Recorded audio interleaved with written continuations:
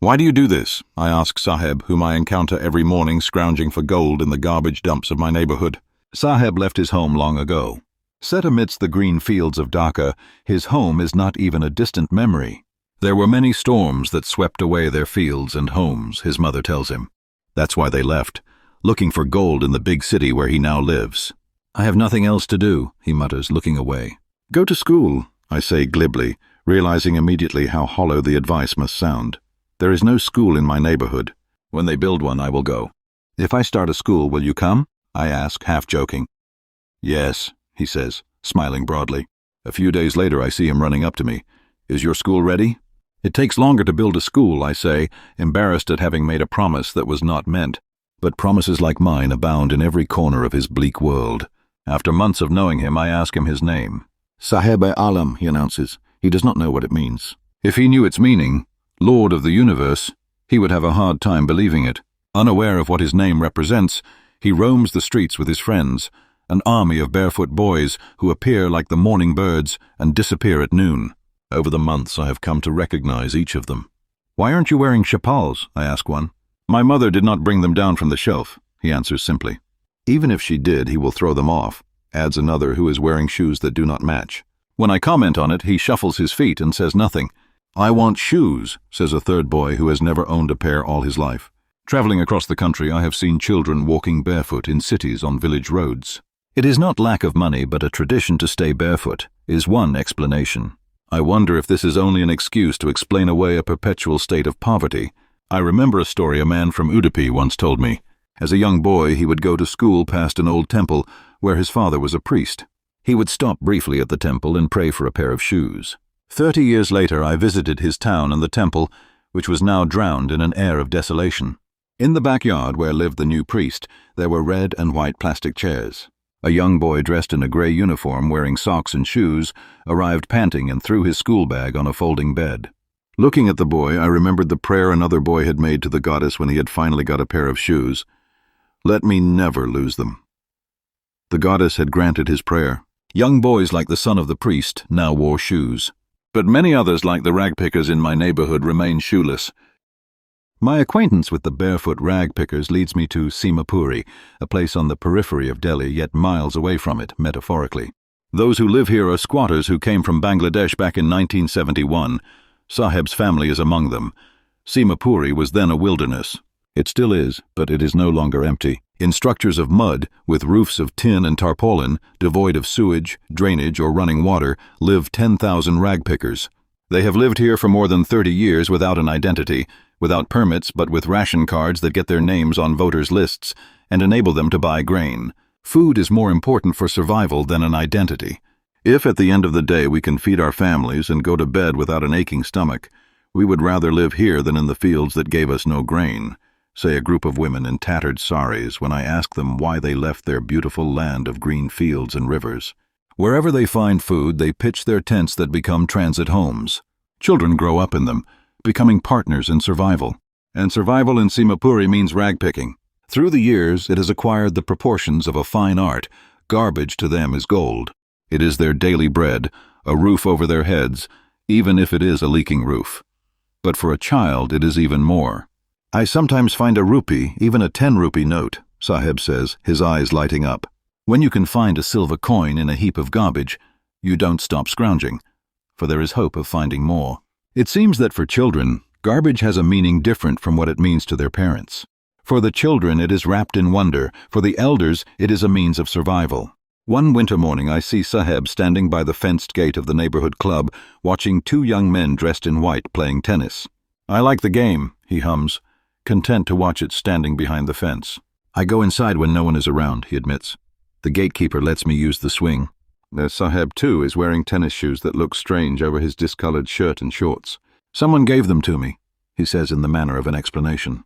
The fact that they are discarded shoes of some rich boy, who perhaps refused to wear them because of a hole in one of them, does not bother him.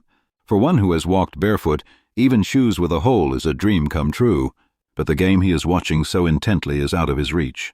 This morning, Saheb is on his way to the milk booth. In his hand is a steel canister. "I now work in a tea stall down the road," he says, pointing in the distance.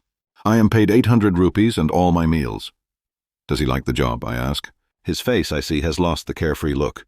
The steel canister seems heavier than the plastic bag he would carry so lightly over his shoulder. The bag was his.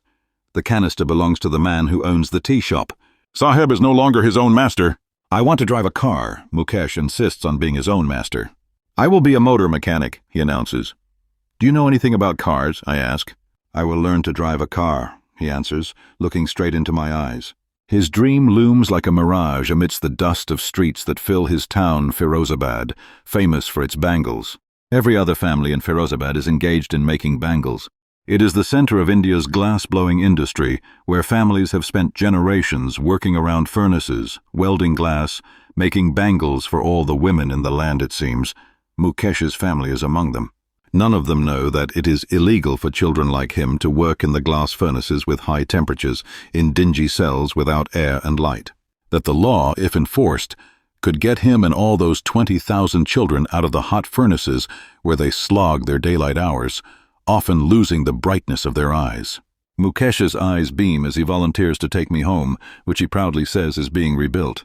We walk down stinking lanes choked with garbage, past homes that remain hovels with crumbling walls, wobbly doors, no windows, crowded with families of humans and animals coexisting in a primeval state. He stops at the door of one such house, bangs a wobbly iron door with his foot and pushes it open. We enter a half-built shack. In one part of it, thatched with dead grass, is a firewood stove over which sits a large vessel of sizzling spinach leaves. On the ground, in large aluminium platters, are more chopped vegetables. A frail young woman is cooking the evening meal for the whole family. Through eyes filled with smoke, she smiles. She is the wife of Mukesh's elder brother. Not much older in years, she has begun to command respect as the Bahu, the daughter-in-law of the house, already in charge of 3 men, her husband, Mukesh, and their father.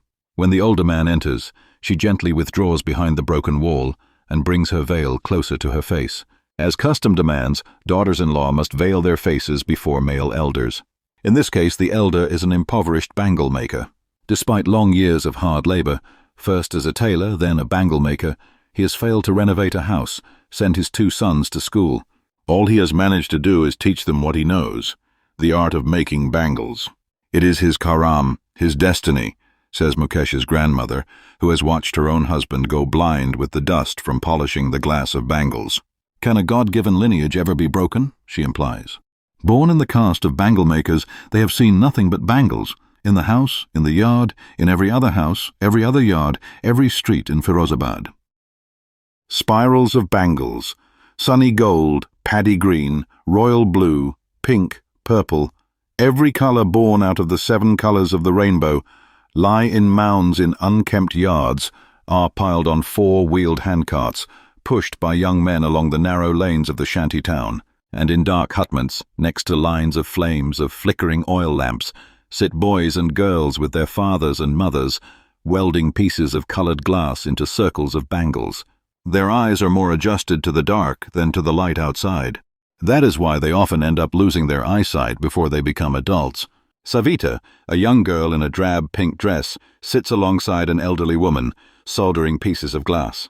As her hands move mechanically like the tongs of a machine, I wonder if she knows the sanctity of the bangles she helps make. It symbolizes an Indian woman's suhag, auspiciousness in marriage. It will dawn on her suddenly one day when her head is draped with a red veil, her hands dyed red with henna, and red bangles rolled onto her wrists. She will then become a bride, like the old woman beside her who became one many years ago.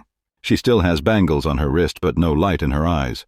Ek waqt ser bhar khana bhi nahin khaya, she says, in a voice drained of joy. She has not enjoyed even one full meal in her entire lifetime. That's what she has reaped. Her husband, an old man with a flowing beard, says, I know nothing except bangles. All I have done is make a house for the family to live in.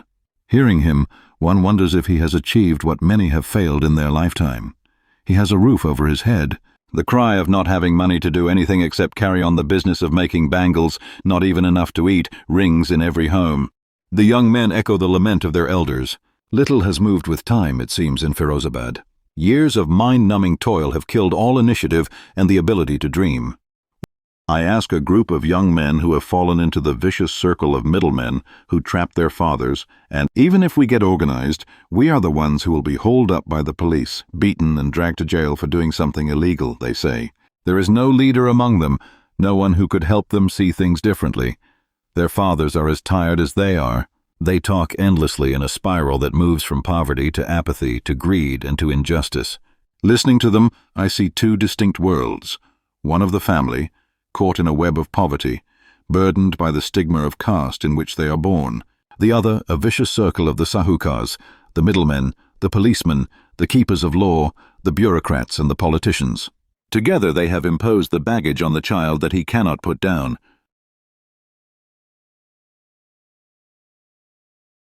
Before he is aware, he accepts it as naturally as his father. To do anything else would mean to dare, and daring is not part of his growing up. When I sense a flash of it in Mukesh, I am cheered. "I want to be a motor mechanic," he repeats. He will go to a garage and learn. But the garage is a long way from his home. "I will walk," he insists. "Do you also dream of flying a plane?" He is suddenly silent. "No," he says, staring at the ground. In his small murmur there is an embarrassment that has not yet turned into regret. He is content to dream of cars that he sees hurtling down the streets of his town. Few airplanes fly over